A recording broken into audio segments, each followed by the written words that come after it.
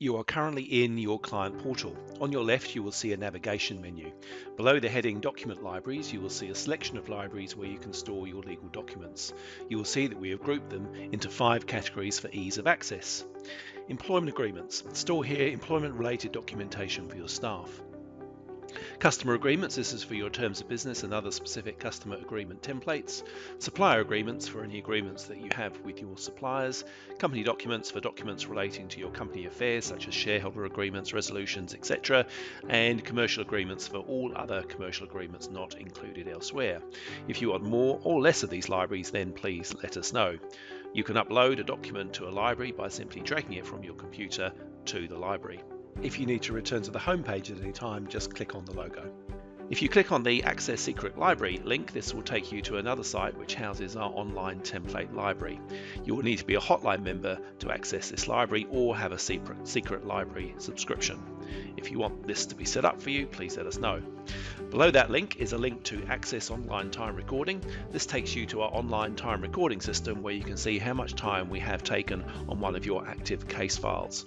You will need a separate login to access this. If you want to access this, please let us know and we will set you up. Ignore the links under admin. Below that is a list of all the case files that we have set up for you. If you click on the name of a case file, it will take you to that case file. The case file portal also has a navigation pane to the left, but with different document libraries. Client advice instructions. These are the instructions you give us or the advice or opinions that we give you. Client documents. These are the documents you provide to us relating to the case file.